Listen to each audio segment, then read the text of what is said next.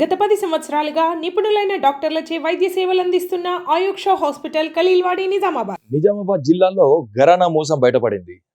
చనిపోయిన వ్యక్తిపై బ్యాంక్ అధికారులు లోన్ని అప్లై చేసుకున్నారు. ఇక ఈ విషయము చాలా రోజుల తర్వాత వెలుగులోకి వచ్చింది.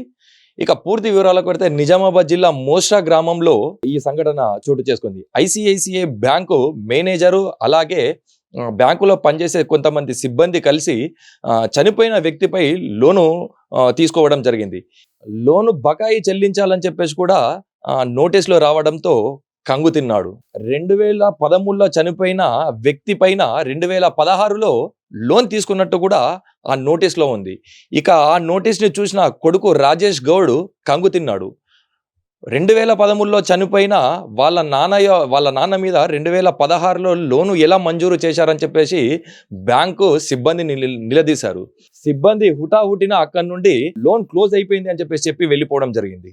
రాజేష్ ఎవరైతే ఉన్నారో తన తండ్రి చనిపోయినప్పటికీ కూడా తన తండ్రి పైన లోను లేపారని చెప్పేసి పోలీసులకు సమాచారం ఇచ్చారు. ఇక పోలీసులు దానిని పట్టించుకోకపోవడంతో రాజేష్ గౌడ్ ఎవరైతే ఉన్నారో అతను నిజామాబాద్ ప్రెస్ క్లబ్ ని ఆశ్రయించాడు. పోలీసులు పట్టించుకోకపోగా ఇక కోర్టులో విచారణ కొనసాగుతున్నది. ఇక అధికారుల నిర్లక్ష్యమా లేకపోతే బ్యాంకు సిబ్బంది యొక్క నిర్లక్ష్యమా ఏమో తెలియదు, కానీ చనిపోయిన వ్యక్తి పైన లోన్ తీయడం ఈ విషయాన్ని తెలుసుకున్న కొడుకు ఒకటేసారి కంగు తిన్నాడు. ఇక ఈ ఐసిఐసిఐ బ్యాంకు మేనేజరు అలాగే వీళ్ళపైన కూడా అధికారులపైన కూడా చర్యలు తీసుకోవాలని చెప్పేసి కూడా కొడుకు రాజేష్ తెలపడం జరిగింది. ఇదే అంశం పైన వాళ్ళ కొడుకు మాటలలో కూడా ఒకసారి కొడుకు ఎవరైతే రాజేష్ ఉన్నారో ఆయన మాటల్లో కూడా మనం ఒకసారి విందాం. సో ఏదైతే ఈ లోన్ విషయం బయటకు వచ్చిన తర్వాత నేను కలెక్టర్ గారికి కంప్లైంట్ చేసినాను. అప్పుడు కోవిడ్ సిచ్యువేషన్ ఉండే. కలెక్టర్ గారికి కంప్లైంట్ చేస్తే ఇమ్మీడియట్గా హైదరాబాద్ నుంచి బ్యాంక్ అధికారులు వచ్చారన్న. హైదరాబాద్ నుంచి వచ్చి వాళ్ళు ఒకటే నాతో ఒక 2 hours డిస్కషన్ చేసిన తర్వాత ఒకటే మాట చెప్పారు, సార్ మీరు ఈ ఇష్యూని ఇక్కడితో క్లోజ్ చేసుకోండి, ఎక్కడ కంప్లైంట్ ఇవ్వకండి, మీకు ఫర్దర్గా ఏది ఉన్నా సరే మేము రికార్డ్స్ అన్ని కూడా క్లియర్ చేసి ఇస్తాము, ఈ లోన్ అమౌంట్ కూడా మేమే కట్టుకుంటాం సార్, మీరు ఎక్కడ కూడా ₹1 కూడా చెల్లించాల్సిన అవసరం లేదు, మీ ఏదైతే మా అధికారుల వల్ల అంటే మా అప్పుడున్న మేనేజర్ కావచ్చు, మేనేజర్ చేసిర్రా ఇంకెవరైనా చేసిర్రా వేరే ఎవరు చేసిర్రా మాకు తెలియదు, కాకపోతే తప్పు మాత్రం బ్యాంకు నుంచే జరిగింది సార్, మీకు ఖచ్చితంగా స్వయంగా నా ఇంటికి వచ్చి కోవిడ్ సమయంలో ఇంటికి వచ్చి ఒక 2 hours రిక్వెస్ట్ చేసి చెప్పారు. చెప్తే నేను ఆ రోజు ఒకటే మాట అన్నా, ఈ నా ఒక్కలోనే కాకుండా ఈ బ్యాంకులో చాలా లోన్లు ఉన్నాయి, సో దీన్ని అంటే ఇక్కడితో కాదు, నేను కలెక్టర్ గారికి కానీ అంటే పై లెవెల్ అని ఖచ్చితంగా వెళ్తా అంటే ఒకటి చెప్పారు నాకు. ఏమనంటే సార్ ఇది ఐసిఐసిఐ ఈ బ్యాంక్ ఏదైతే ఉందో ఈ అనుబంధ సంస్థ, ఇంత పెద్ద సంస్థతో మీరు పోరాడలేరు, మీరు ఇది వృధా ప్రయాస, మీరు ఖచ్చితంగా అంటే మీ ఉన్న సమస్యను మాత్రం మీరు సెటిల్ చేసుకోండి, మీ ప్రాబ్లం మీరు క్లియర్ చేసుకోండి అని చెప్పారు. కానీ నేను ఆ రోజు వినలేదన్న. ఇప్పటివరకు అంటే 2020లో విషయం బయటకు వచ్చింది, 26 అన్న. మెయిన్ నా డిమాండ్ ఏంటంటే ఒక సామాన్యమైనటువంటి రైతు కుటుంబం నుంచి వచ్చి ఒక కంప్లైంట్ ఈ ఇష్యూ జరిగిందని చెప్పేసి నేను ఒక కంప్లైంట్ చేసినాను.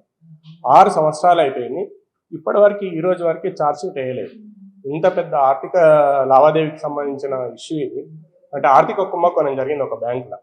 జరిగిన ఇష్యూకి వీళ్ళు ఇప్పటివరకు స్పందించలేదు అని అంటే ఇటు బ్యాంకు నుంచి నాకు స్పందన వస్తలేదు, రెండోది వచ్చేసి పోలీస్ వ్యవస్థ నుంచి అసలు ఇది కోర్టుకి వెళ్ళిపోతే అంటే వాళ్ళు ఛార్జ్షీట్ వేసేసి వీళ్ళు ఫ్రాడ్ చేసారు, ఇంత ఫ్రాడ్ చేసారు అని చెప్పేస్తే సరే వాళ్ళకు శిక్ష జరుగుతాయి, ఇంకా నాలాగా ఎంతమంది రైతు కుటుంబాలు ఉన్నాయనేది వాళ్ళందరికి న్యాయం జరుగుతాయి కదా అనేది మెయిన్ ఫస్ట్ థింగ్ అన్న.